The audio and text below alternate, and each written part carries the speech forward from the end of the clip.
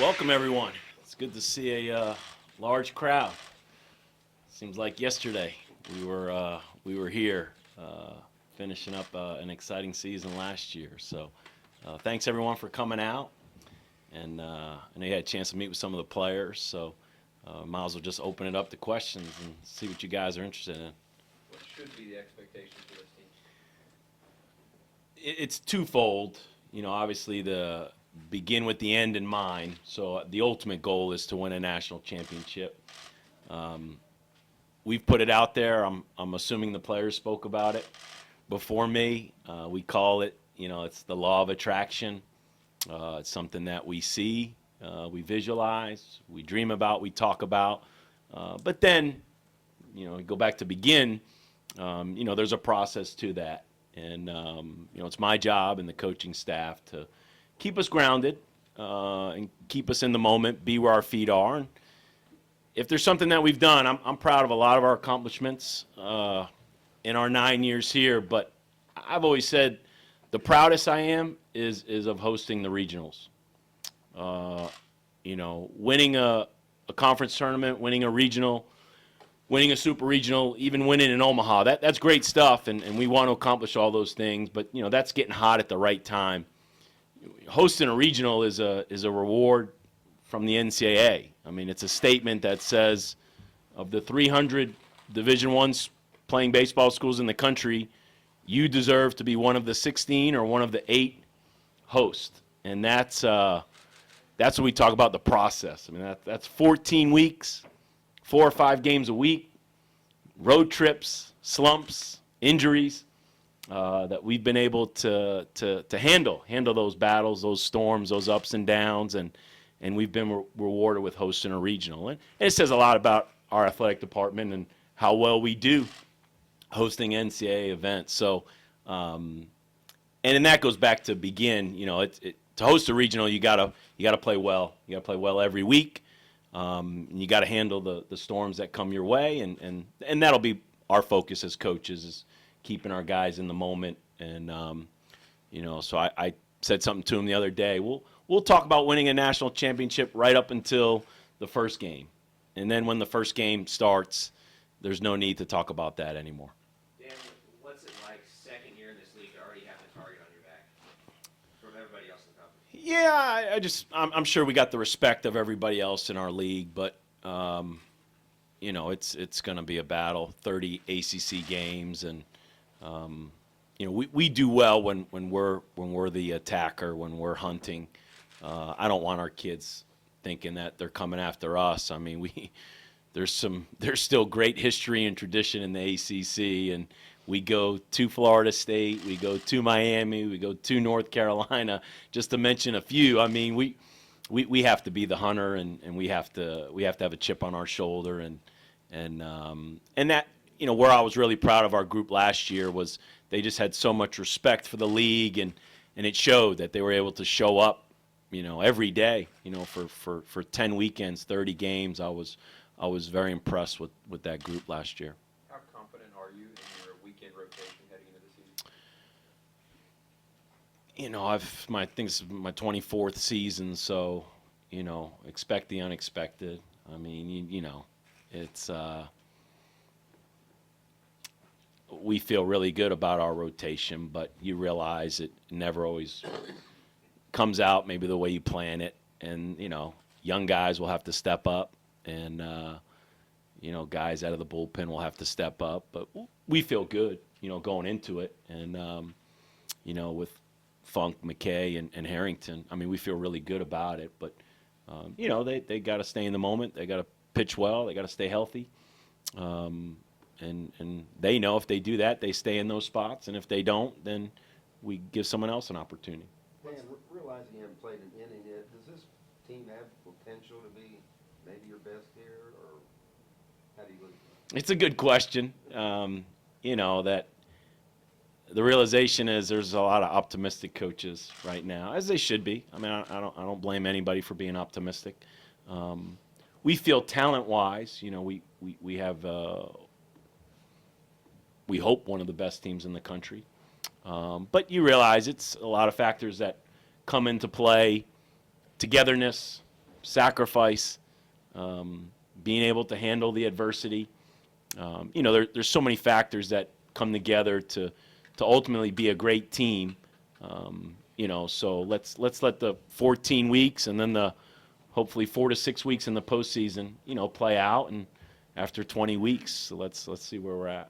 Dan, we've talked a lot about Funk coming back. What have you seen from Brendan, so far, and what went to the decision of getting Drew that Sunday spot? Starting with Drew, he was right there last year, battling for the Sunday spot, and when we didn't start him on Sunday, we immediately put him into the bullpen because of his value. And I believe last year I mentioned him as the X factor, and he was so valuable. And poor guy, when he had a setback and had the minor injury for a short period of time, it was hard for him to get that momentum back in the ACC tournament and in the postseason. And so we've always felt all along he could be a great starter. It's a strong, durable kid. Power left-handed arms. There's not a ton of those guys out there. So we're really excited about Drew and where he's at in his development and in his growth. And this is his time. And I'm looking forward to giving him that chance to run out there and compete every Sunday. Can you elaborate on the law of attraction? Is that Isaac Newton or Kate?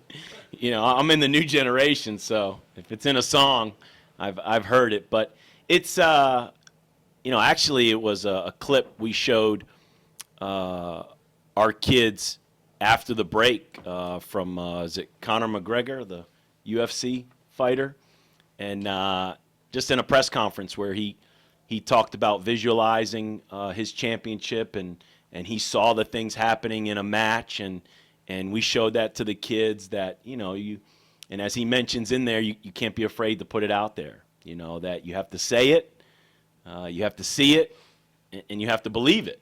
And it doesn't guarantee, that you're going to get to the top of the mountain, but we come to realize the only way you're going to get there is to do those things. And so, it's but those kids have to be the ones to do it. I can do it all I want. I could sit behind this microphone every year and say the goal is to win a national championship. But the kids also know these are their goals. I'm going to share with the world, and I'm going to coach them to what they want to accomplish. And we let them fill out the goal sheet, the personal goals, the team goals, and then we put that up on the board, and that's what we go after. And so, for years it was be a staple in the NCAAs, and that's still a goal.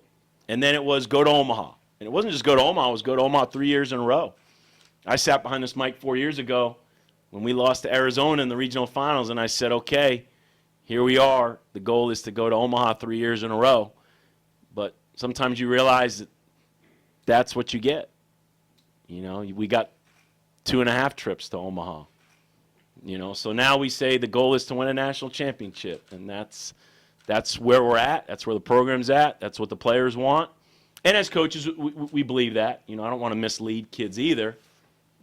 We believe we have the talent and hopefully the toughness and catch a couple breaks throughout the year. Is McGregor the kind of brash role model you want to be? No, I mean, it's I can't. I'm not a big UFC fighter, and I don't act like I watch the fights or anything. Somebody sent me the little YouTube clip of his press conference, and I thought it was appropriate for this team because, since last year's season ending, we met here and we sent him off to the summer. And what I did do was I let each player motivate the team over the Christmas break. And what I found was that each player on the team was talking about winning a national championship. So that's why when they got back from Christmas, I showed them that video clip because I said, basically, guys, this is what you're doing. I mean, the law of attraction. You're saying this is what you want to accomplish, and you're putting it out there, and that's okay. But let's make sure, if we put it out there, we got to do our part to try to back it up. And so, it's a high standard, but it's something that we're looking forward to. As a coach who likes to have everything planned and scheduled and you got daily things, how tough was it to hand over that motivation to your players over those 30 days or whatever it was? I really enjoyed it. I looked forward to it. It was every day that they would send their motivation to Coach Vrabel. He would zap it out to the whole program. I look forward to every day getting that text from Coach Vrabel, and I was inspired. I mean, it's motivation's a daily thing. So I was really impressed by what our kids had to say, and just what's going on in their head, and what's in their heart, and it's our job as coaches to help them achieve that. How do you see their confidence changing, if at all, when Kyle decided to come back? I mean, anytime you add a weekend starter, much less an All-American and a Friday night guy, I think it was twofold. I think Kyle, one of his decisions to come back, which was a lot of decisions for him to come back, was he felt like we could go to Omaha and win a national championship. But there's no doubt there was a sense among our returning players that, wow, we just got Kyle Funkhauser back.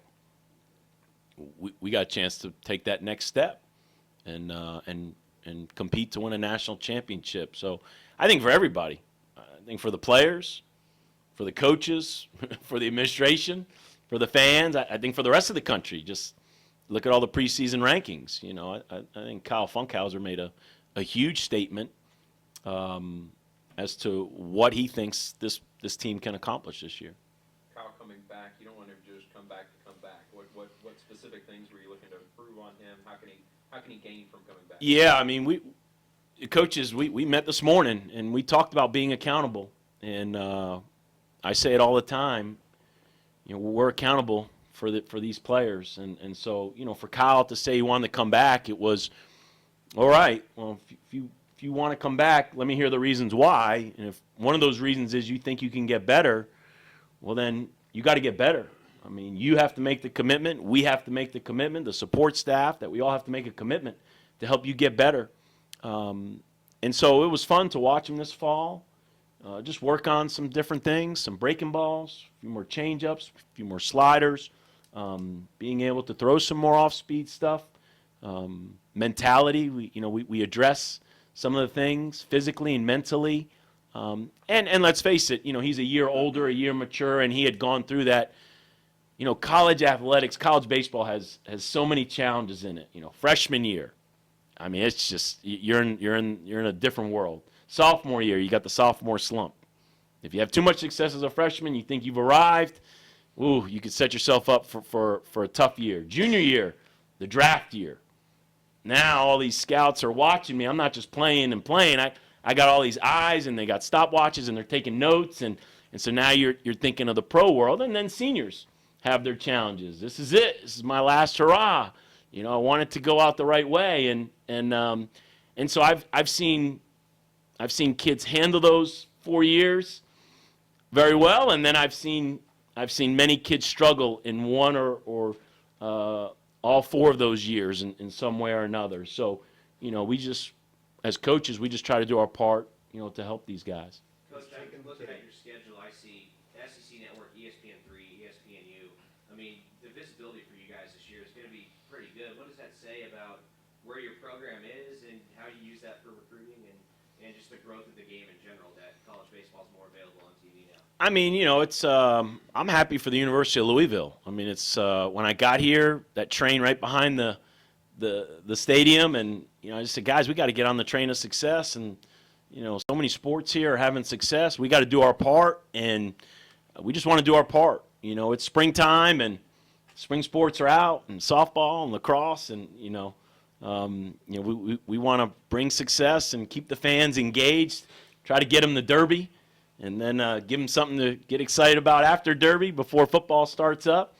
It's great. I mean, it's really cool all the times that we get to play on TV, and you just want your kids to be comfortable with it, and we call it controlled chaos. I like things throughout the year. Now my kids have gotten older, but kids running in and out of the dugout and report interviews and cameras and all these things, because when you get to Omaha, it's pretty chaotic. So you like your kids to be used to some of the things that prepare you for that come late June. One of the things that some of the guys before you talked about was all the leadership on this team. How much did the trip to the Dominican and multiple guys playing for Team USA help with that?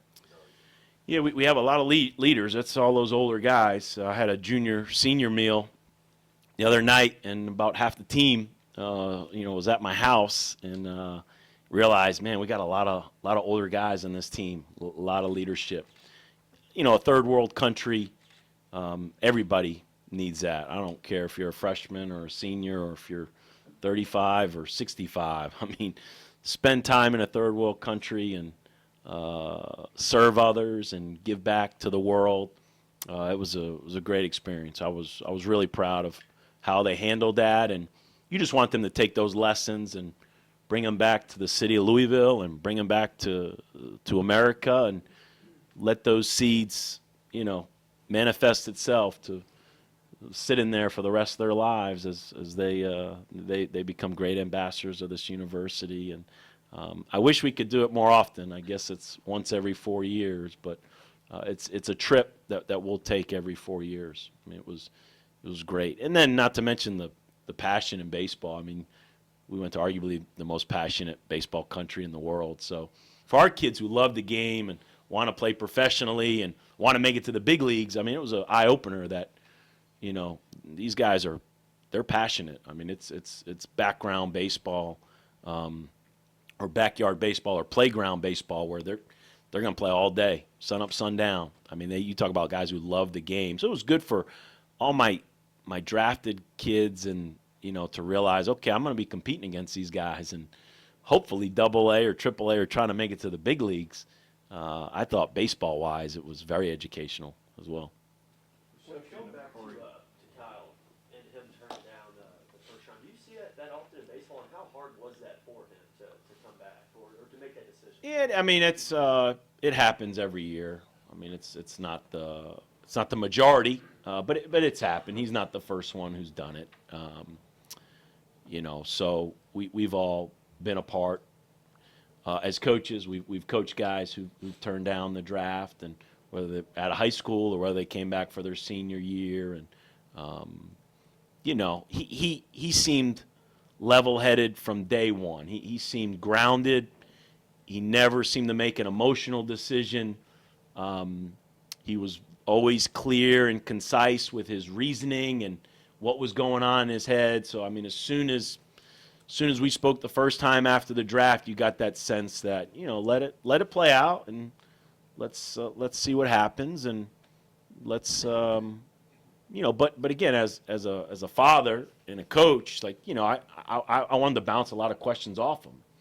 What do you think about this? What do you think about that? Are you sure?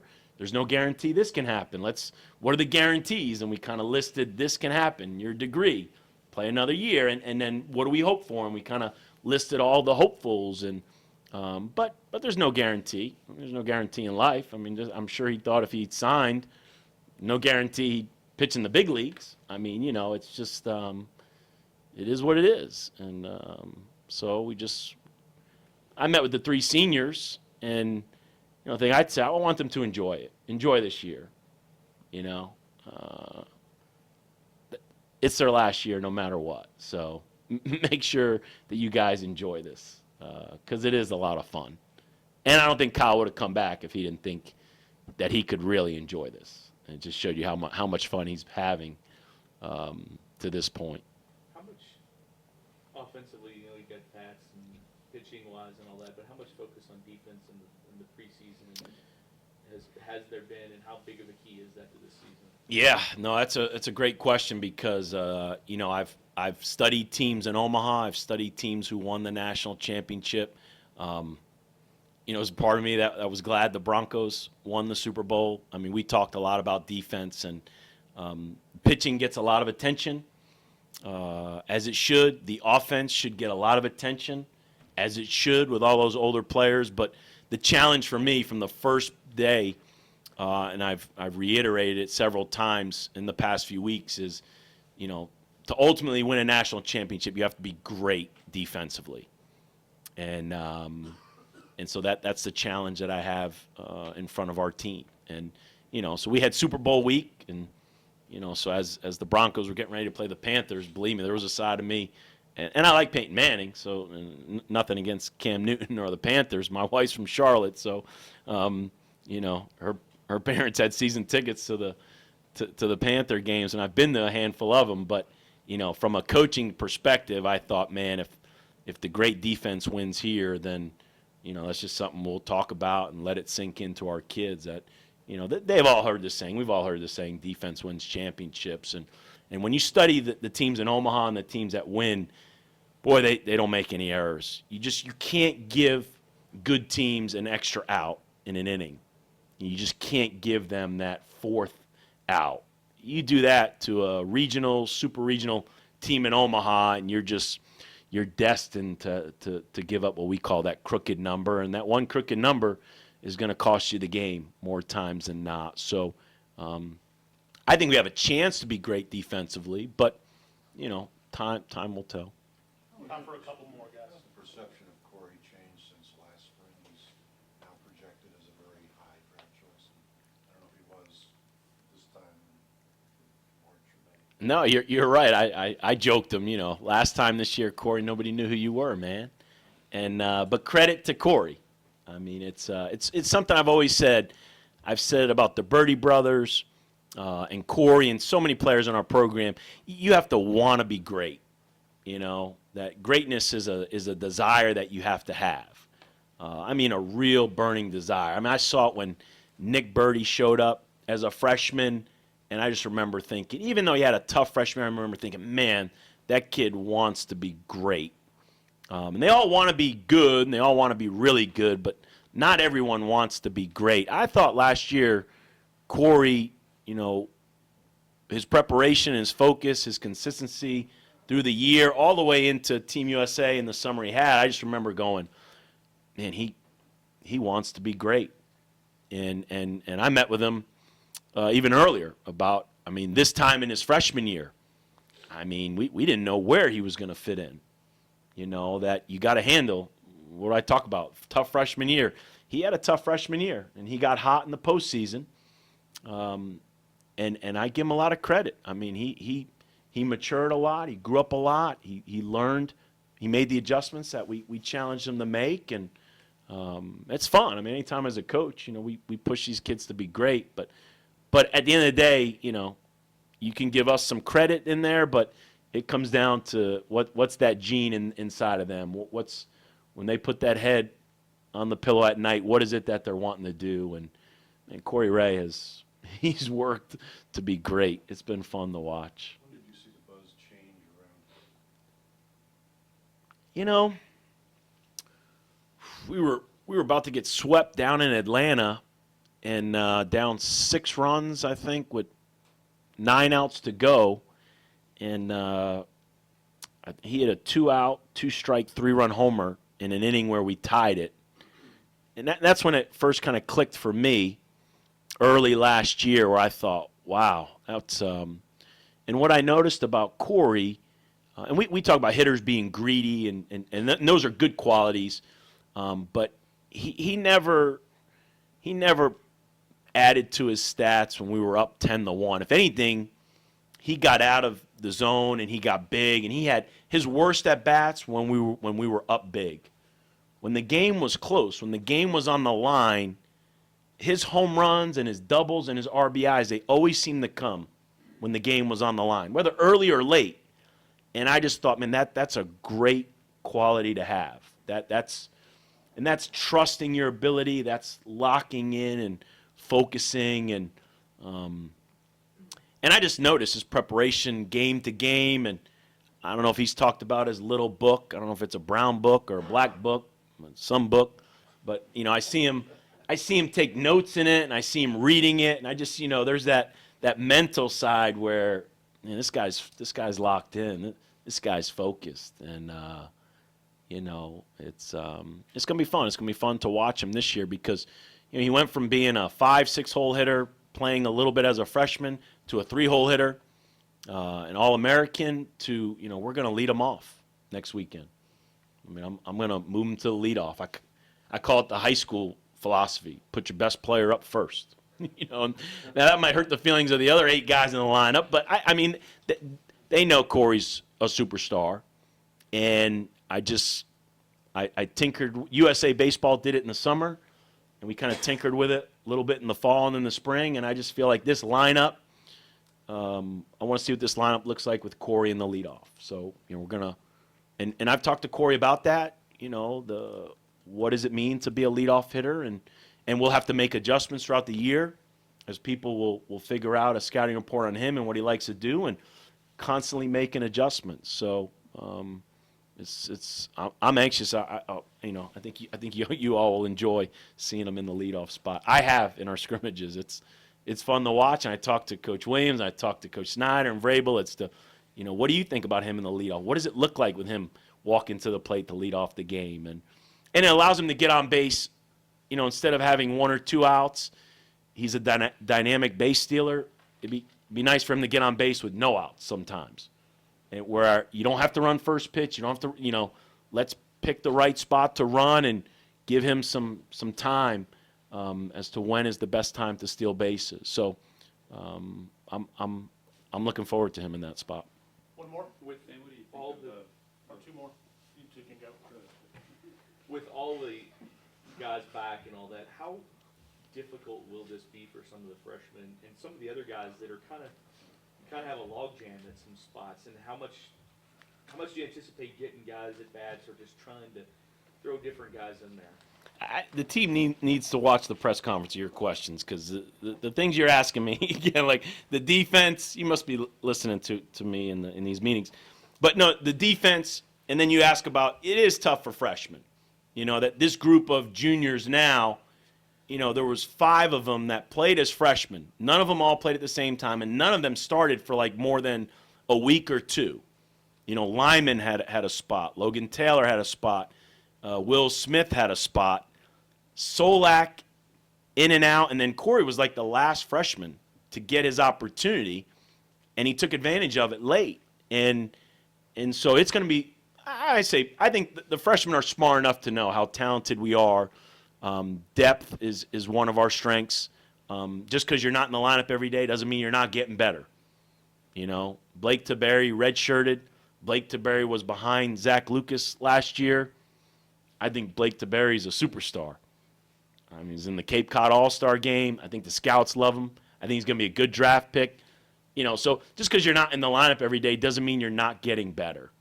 But yes, for those 5 freshman position players, it's going to be, I say it's a tough spring for them. But we'll, as they know, and they'll hear me say a lot, the bus will pull up to their stop. Make sure you're ready to get on it when it does. For those 15 or so guys that are in the mix, the bus always pulls up to your stop. We're talking position players. It's the same for pitchers. The ball's getting flipped to you at some point, like Justin Amlung, run out of that bullpen, throw strikes, and get an out. And then get 2 outs, and then get 3 outs, and then get 2 innings. And before you know it, you're a midweek starter, you're a weekend starter, you're a Friday night starter, you're the conference pitcher of the year. You're an All-American, And I always think of Justin Amlung's path. That's this game. They all want it handed to them the easy way, but it can't be like that. It can't be easy. You have to fight your way, earn your way, and that's the healthiest thing for them, to fight their way through this process. It doesn't do them any good to just hand it to them. These guys are going to have to earn it. But I like this young group. Steve, last one?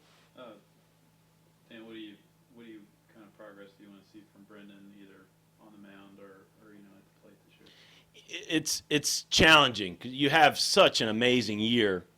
Oh my gosh, how do you duplicate that? Well, you don't. Don't try to duplicate that. He's a different player this year. We have a different understanding of him going into the year. So right out of the bat, knowing how valuable he is on the mound, I'm going to DH him a little more. He'd probably rather play first, but that's not the best thing for him or for the team. That DHing him protects his arm and it keeps his legs fresh. And Danny Rosenbaum's been phenomenal. I think Danny's going to have a monster year this year. So, it might be how much does he DH, how much does he play first, knowing he's the Saturday starter, whereas this time last year we knew he was a talented freshman arm. So I think we're all, Coach Williams and Pat, our trainer, we all have to be smart as to how we use him. And he doesn't have to be the player of the year to have a great year. He's got to be a consistent number 2 starter, give us a chance to win, and he'll hit somewhere in the 4-hole or 5-hole usually and give us quality at-bats.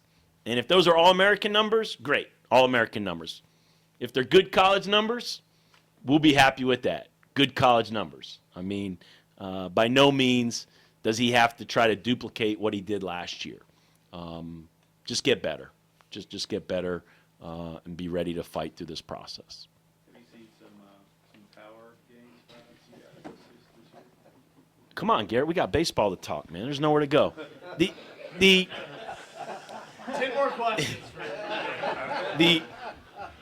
Well, I think, power is not just individually, it is collectively as a lineup. And when you have an older group, you definitely feel like there's power in there. That when you look at the middle of your lineup, when you mention Brendan McKay, Danny Rosenbaum, Blake Taberry, Will Smith, Solak, all these guys, there's no doubt power's there. I mean, I don't think we're going to lead the country in home runs, but it's all about hitting the ball in the gaps, doubles, extra base hits, RBIs.